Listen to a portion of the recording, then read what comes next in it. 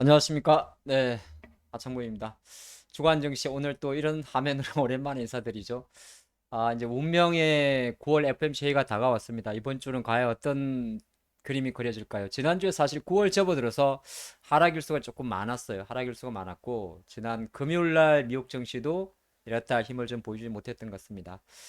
오늘은 이제 이런 이야기 쳐봤는데, 예고된 운명은 의외로 조용할 수도 이렇게 해놨습니다. 사실 이게 뭐 지금 철학적인 내용이 될 수도 있습니다만은 9월 21일 예정됐던 미국의 9월달 금리 결정에 대한 이야기를 하는 거죠.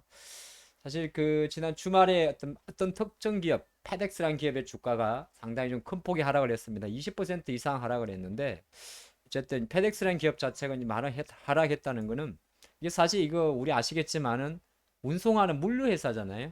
그래서 한편으로는 또 여전히 미국 경기가 부진한가 그런 걸 볼 수 있는데 자 오늘 첫 번째부터 하나씩 살펴보도록 하겠습니다. 자 페덱스 같은 경우는 사실 지난 미국 증시에서 아까 조금 전에 봤습니다만은 어느 정도 내용을 보였는데 내용을 보면 이렇게 적어놨어요.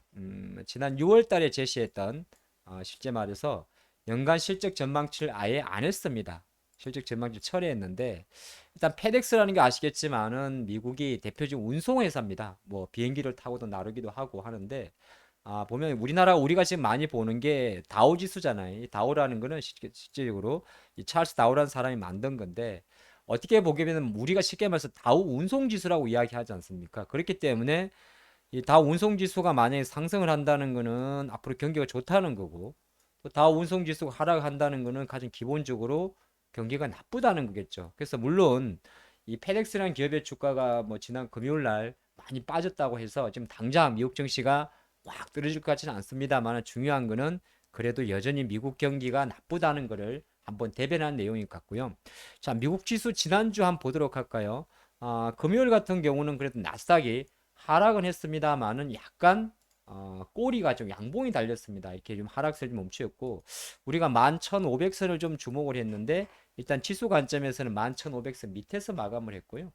일중 흐름으로 봤더니 사실 여기까지 봐야 되나? 보죠 뭐. 약간의 다른 점은 뭐냐 하면 하락은 했는데 그래도 오랜만에 막판에 좀 당겨주는 저가 매수 힘이 있었던 것 같습니다. 이걸 가지고 이제 다음 주 우리 증시를 이어갈 건데 다시 주간 증시 일중으로 가가지고 추봉을 놓고 보면 미국 증시가 지난주에 아무래도 8월달 물가 쇼크에 희청한 모습이에요. 그림만 놓고 보면 앞이 잘 보이질 않습니다.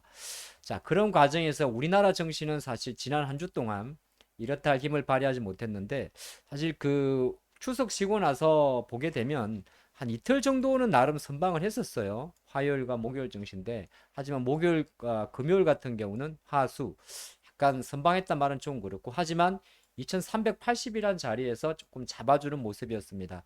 근데 주봉으로 보게 되면 우리나라 증시도 코스피도 거의 지금 지난주에 다시 5주선을 회복하지 못하고 4주 연속 좀 지금 그림만 놓고 보면 여전히 매도세가 높은 거죠. 이렇게 볼 수 있지만 심리적으로 2380이라는 자리를 좀 잘 기억을 하고 다음 주를 보시면 좋을 것 같다는 생각을 하고 있습니다. 어쨌든 2380이라는 자리에서 좀 잡아주는 모습이었고 코스닥도 마찬가지예요. 코스닥은 아무래도 이제 HLB의 변동성이 좀 컸는데 뭐 화요일과 수요일은 미국 대비해서 잘 선방을 했지만은 770이라는 자리를 조금 잘 기억을 해주시면 좋을 것 같아요. 770.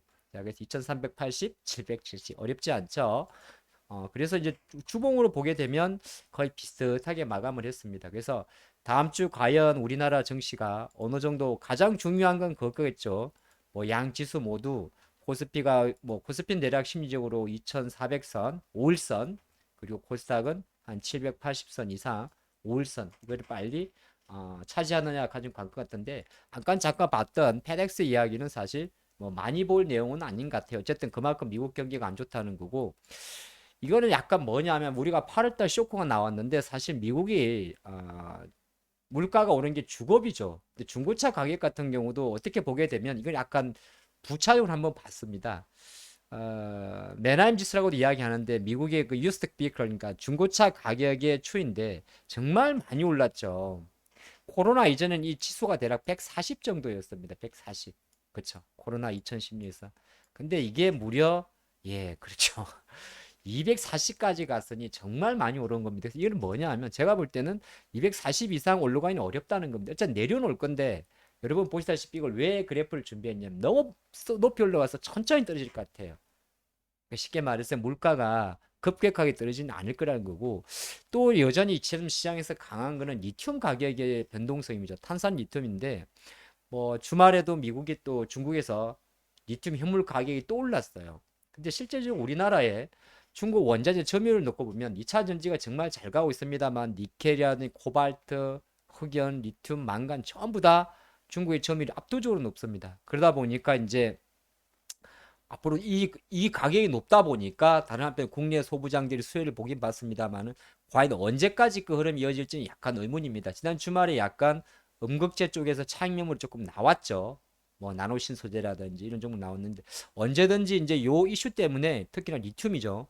리튬 이슈는 계속 진행이 될 겁니다만은 주가가 좀 과도하게 많이 올랐다는 거 요거 조금 체크하고 하면 좋을 것 같아요. 다음 주 일정을 보게 되면 실제적으로 다음 주는 여러분 보시겠지만은 가장 좀 중요한 게 뭐냐면 아시겠지만은 수요일 날 FMC 회의겠죠. FMC 회의인데 여기서 조금 중요한 게 있는 게요. 월요일은 사실 별 일정이 없어요. 그다음에 화요일은 건축허가 착공 건수인데 건축허가는 약간 선행 지표를 갖고 있습니다. 착공 건수는 후행 지표고요. 중국이 금리를 내리는 것 같은데 3.65 수준인데 아마 내리지 못할 것 같아요. 아마 지금은 3.65 수준으로 가지 않을까 볼 수 같고 가장 중요한 게 이제 우리나라 기준으로는 또 매월 이제 21일이 되게 되면 그달 20일까지의 수출입 지표가 발표되는데 이게 지금 수출의 증가폭보다 수입의 증가폭이 워낙 커가지고 지난달에 무려 뭐 95억 불 정도의 적자가 나왔지 않습니까? 그래서 오히려 수입의 증가폭이 크게 되면 원화 약세 요인입니다. 그래도 이번에 같은 경우도 전망치가 수출의 증가폭은 한 3.9%인데 수입의 증가폭이 21% 정도라 가장 우리가 수출입 지표에서 볼 거는 지금 적자는 어쩔 수가 없습니다만은 수입의 증가폭이 이것도 꺾이는 게 가장 중요합니다. 이게 좀 꺾여야만이 아무래도 뭐요? 원화 약세를 좀 잡아줄 수 있겠죠. 그리고 이제 가장 그 다음에 중요한 거는 뭐니 뭐니 해도 미국 시간으로 21일이니까 우리 시각으로는 22일 날 발표됩니다. 그렇죠. 바로 미국이 금리 올리는 부분인데 일단은 뭐 75가 거의 기정사실로 보는 게 좀 나을 것 같고요. 만에 하나 예. 100을 올리면 네 이거 희청할 것 같은데 어쨌든 지금 거의 중로는 제가 알기로도 75 베이시스 포인트 정도 올라가면 오늘 우리 제목처럼 약간 오히려 변동성이 완화돼 이게 오히려 재밌을 것 같다는 생각도 하고 있어요. 사실 소문난 집에 먹을 게 없다 그러잖아요. 그래서 실제적으로 요게 또 75 정도가 나오는 게 가장 이상적이지 않을까 이렇게 좀 봤고 이렇게 보니까 잘 안 들어오죠. 그래서 제가 다시 텍스트로 준비를 했어요. 친절한 네, 하 교수님입니다. 텍스트로 준비를 했는데 안 보입니까? 이거 어차피 제가 커뮤니티에 다 올려드리는 내용이니까 여러분들 같이 보시면서 보시면 좋을 것 같습니다. 자, 윤석열 대통령이 오늘 한국을 해외 순방을 갔습니다. 예, 미국, 유럽 이렇게 같이는 일정인데 일단은 기대할 수 있는 것은 지난주 금요일 날 통화 수합 할 수 있지 않을까 해가지고 환율이 확 꺾이는 모습이 있었어요. 그쵸? 환율이 확 꺾였었어요. 환율이 꺾이면 이제 아시겠지만은 뭐 외국인이 막 주식을 사는 건 아닌데 지난주 금요일 날 그래도 통화 수합 이야기가 할 수 있지 않을까 훅 꺾였었거든요. 이거 일단 이번 주에 가서 물론 뭐 윤석열 대통령님이 하는 건 아닙니다. 하지만 그 일정에서 이제 IRA 법안 반도체 현대차 관련 이야기죠. 통화 수합 같은 환율 일정을 좀 지켜보면 좋을 것 같고 월요 일본은 내일 노네요. 열심히 놀거라. 자 그리고 이제 아까 뭐 주택은 사실 흘려도 돼요. 흘려도 되고 착공 건수 다 흘려도 됩니다. 중국도 금리는 거의 뭐 별로 중요하지 않고 근데 지금 일정상으로는 현지 시간 기준으로 한미 한일 정상회담이 예측돼 있다고 해요. 근데 그 이제 전후에 우리가 기다리는 건 이제 통화 스왑 이슈 하나고 또 하나가 예 IR 법안 관련인데 일단 IRA 같은 경우는 바로 안 잡힐 것 같더라도 통화 스왑 같은 경우는 바로 기사될 수 있기 때문에 그 부분이 이제 어차피 안 돼봤자 본전 되면 원화가 떨어질 수 있는 요인이죠. 그렇게 보면 좋을 것 같습니다. 그리고 이제 또 미국의 금리 결정은 사실 미국 시간으로 수요일이고 우리 시간은 목요일 날 새벽 3시에 발표됩니다. 발표되고 그래서 일본이야 뭐 금리 못 올리는 거고 영국은 금리 올릴 거고 또 우리나라는 목요일 날 새벽에 금융 안정 금융 상황 안정 뭐야 금융 안전상 안정 상황 점검이 잘못 적은 거 아니야? 금융 상황 안정 에이 뭐 이렇게 어려워. 하여튼 우리나라의 금융이 어떤지 점검은 이는 금리 결정 기구는 아닙니다. 예, 여기 있고 또 일본은 또 시네. 박시어 니들은 좀 자 그렇게 말씀드리겠습니다. 자, 주말에 이슈 중에 하나서 제가 뭐 다 체크를 해드릴 수는 없을 것 같고 주말에 일단 내용 중에서 두 가지 제를 뭐냐 서비스를 보게 되면 예, 블랙핑크가 예, 봄핑크라고 정규 2집이 나왔죠. 요거 이제 발매 당일로 밀리언셀러가 됐다고 한답니다. 최근에 YG가 조금 주춤했었는데 한번 살펴보시면 좋을 것 같고 이런 보너스입니다. 그리고 중국이 여기 보면 항공 노선을 조금 늘렸어요. 예, 중국이 항공 노선을 조금 늘린 게 있어가지고 만약에 이는 약간 보너스 영상인데 뭐 최근에 항공주들 좀 많이 쉬었죠. 아니 많이 쉬지는 않았어요. 실제적으로 제가 항상 좀 뭐 공개적으로 말씀드리는 지니어 같은 경우는 최근에 많이 올라왔어요. 이 지니어의 일봉인데 예, 지니어입니다. 지니어. 항공주들은 어쨌든 간에 지금 통화 쪽에서 조금 꺾일 수 있는 이슈가 있기 때문에 그거 좀 보시면 좋을 것 같고 조금 시간이 더 걸리는데요. 조금 더 보도록 할게요. 일단은 가장 제가 바라보는 거는 이 위안화인데 포치죠, 포치. 지금 유로화 같은 경우 1.1페르트를 해줘요. 상당히 안정적입니다. 그렇죠? 엔화도 지금 안정적이에요. 다음 주 우리 장이 조금 기대할 수 있는 거는 엔화도 지금 143엔 밑으로 떨어졌습니다. 유로화가 엔화가 떨어지게 되면 아무래도 달러가 떨어집니다. 근데 달러 생각보다 조금 덜 떨어지고 있는데 107.6. 지금 위안화가 1달러당 7위안. 그걸 포치라고 이야기를 하는데 위안화 어디 갔니? 위안화 CNY CNY 이거 있네. 지금 약간 위안화가 참 7위안까지 갔다가 조금 꺾이고 있는데 한편으로는 사실 지금 위안화의 약세는 계속 경계는 합니다만은 한편으로 달러 약세 좀 견인한 게 있지 않습니까? 그래서 조심은 합니다만은 너무 지나치게 볼 건 없고 왜 위안화 그러냐면 예전에 한번 말씀을 좀 드렸는데 중국도 아무리 봐도 이제 변동 환율 제도를 사용하는데 그래서 위안화 지수를 구정할 때 갑자기 이제 세보지 않는데 몇 개였더라 18개인가 통화 바스켓을 유지하는데 미국 달러의 비중이 제일 높습니다. 그렇죠? 달러가 지금 얼마까지 올라간 겁니까? 아까 좀 봤습니다만은 달러화가 내용이 너무 디테일하구나. 여러분들 힘드시죠? 제가 욕심이 많네요. 자, 보겠습니다. 달러 어디 갔어? 여기 있지. 갑자기 서울말을 쓰고 그래. 안 어울리게. 달러가 지난 코로나 이후로 80 정도에서 시작했던가요? 제가 알기로는 얘네들 108도 아니야. 이거 왜 이렇게 나와?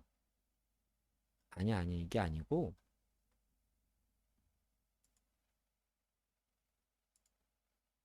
이발. 달러화가 한 요 정도로 시작을 했거든요. 그러니까 코로나 이전에 대략 한 100이 안 됐었잖아요. 100.